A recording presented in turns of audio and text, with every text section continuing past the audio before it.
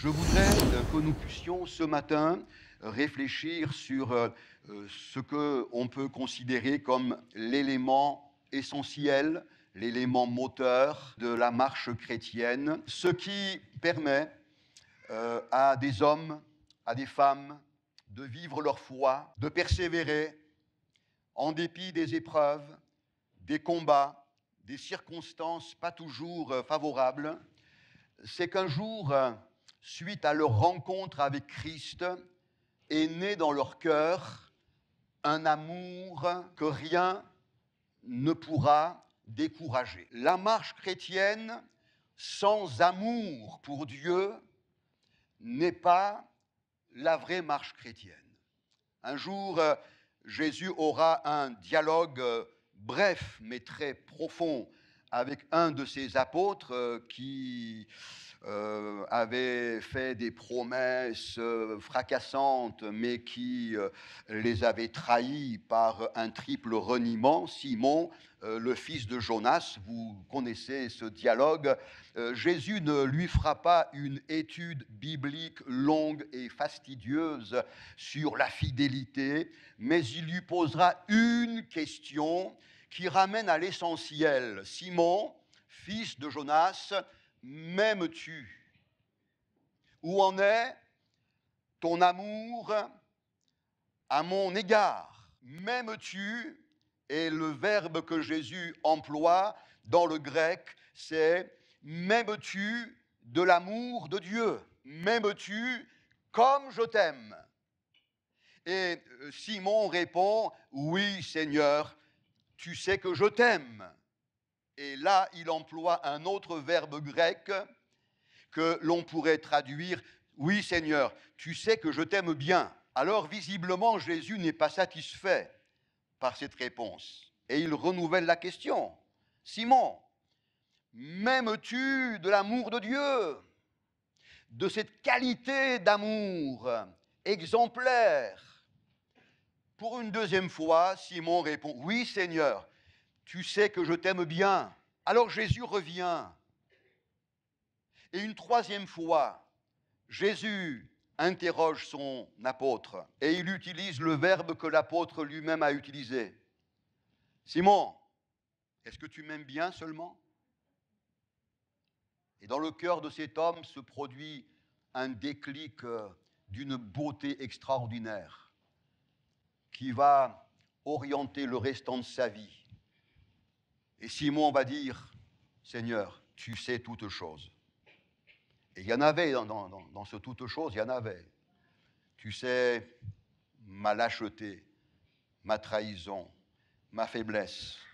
Tu sais les remords qui rongent mon âme. Tu sais combien je m'en veux d'avoir renié à 3 reprises de te connaître. Tu sais toutes choses. Mais maintenant, tu sais que je t'aime. Et il utilise le verbe aimer de l'amour de Dieu. Et sa vie va être complètement transformée. Alors j'aimerais, en quelques minutes, frères et sœurs, chers amis, faire référence dans la Bible à un livre qui nous parle d'une relation d'amour sublime qui relie une femme appelée Sulamite à un personnage appelé par elle-même son bien-aimé. On peut peut-être projeter le premier verset que je vous propose. Cette femme, appelée Sulamite, va faire sa toute première prière à ce bien-aimé, et sa prière est la suivante. Entraîne-moi après toi, nous courrons. Visiblement, il s'est passé quelque chose dans le cœur de cette femme en découvrant ce berger, parce que le bien-aimé dans le Cantique des Cantiques, c'est un berger, et Jésus dira « Je suis le bon berger ». Ce bien-aimé est un type de Jésus, et cette femme appelée Sulamite est un type de l'Église, mais aussi de chaque croyant, n'est-ce pas? Elle va découvrir ce berger merveilleux. Cette découverte va allumer en elle une flamme d'une intensité, d'une beauté extraordinaire, et un désir, une motivation va naître dans son cœur. Elle l'exprime ainsi: entraîne-moi après toi, nous courrons. Ce qui signifie: oh mon bien-aimé, maintenant que je t'ai rencontré, que j'ai découvert ta personne, que j'ai découvert ton cœur, ton amour, ta beauté, je ne peux plus envisager ma vie sans toi. Je ne peux plus envisager mon existence à errer, à vagabonder, à tâtonner, à aller d'échec en déboire, de déboire en défaite. Je ne peux plus envisager ma vie sans toi. C'est ce qu'un jour j'ai expérimenté. Beaucoup ici pourraient le confirmer pour leur compte personnel. Le jour où nous avons découvert ce bien-aimé, ce merveilleux berger, nous avons intérieurement été comme enflammés d'un amour à son égard, et il y a eu aussi notre jour de baptême. Je ne peux pas concevoir mon avenir sans Jésus, et même, on l'a entendu bien souvent, des bien-aimés dire: je ne sais pas comment j'ai fait pour vivre si longtemps sans Jésus. On peut, à travers cette prière, parler du premier amour. Vous savez, cet amour bouillant, cet amour absolu, cet amour entier, cet amour qui ne calcule pas, cet amour qui nous porte à nous offrir à Christ, car lui s'est offert pour nous en premier en donnant sa vie à la croix. C'est comme cela la vie chrétienne. En tout cas, c'est comme cela qu'elle doit commencer. Elle doit commencer par une flamme intérieure qui nous fait dire: Seigneur, entraîne-moi après toi. Dirige ma vie, dirige mes pas, dirige mes choix, oriente mon quotidien, et que toutes les étapes de mon cheminement terrestre soient conduites par toi. Entraîne-moi après toi, Seigneur.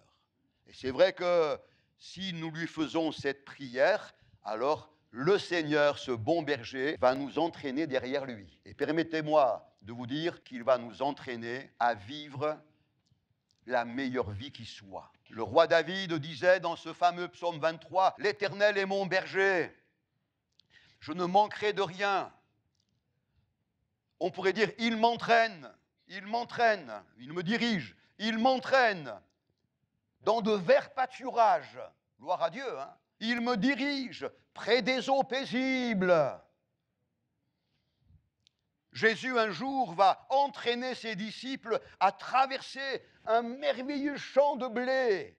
Et là, en traversant cette moisson tellement belle, les disciples vont arracher des épis de blé et ils vont se nourrir. Quel tableau, quelle image merveilleuse d'un Jésus qui nous entraîne dans une vie abondante, dans une vie débordante. Le Seigneur qui veut nous entraîner dans des bénédictions, dans des expériences merveilleuses. Se laisser entraîner par le Christ, c'est entrer dans une vie de consolation, de restauration, de relèvement, de guérison, d'espérance. Que Dieu soit béni. Alléluia. Quelqu'un disait, en rendant son témoignage, avant de rencontrer Dieu, je ne vivais pas, j'existais. Mais maintenant que je l'ai rencontré, je vis vraiment. Parce que le Seigneur nous entraîne dans la vie abondante.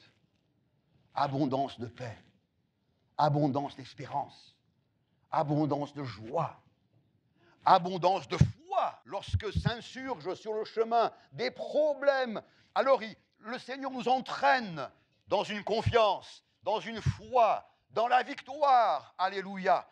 Entraîne-moi après toi. Mon ami, ce matin, ma prière, et le vœu sincère de mon cœur, c'est que si tu n'as pas fait cette prière encore, tu la fasses ce matin. Que tu puisses comprendre que privé de Dieu, privé du Christ, tu n'es que dans une errance empirique et aléatoire, mais que ce matin, si tu acceptes de te laisser trouver par le Seigneur, ta vie va prendre une autre dimension. Il va t'entraîner dans les plans bénis qu'il tient en réserve pour toi. Dieu dit, je connais les projets que j'ai formés pour toi. Amen. Quelqu'un peut-être parmi nous est surpris d'apprendre que Dieu a des projets pour lui. Dieu a des plans pour elle. Oui, Dieu a des projets pour toi.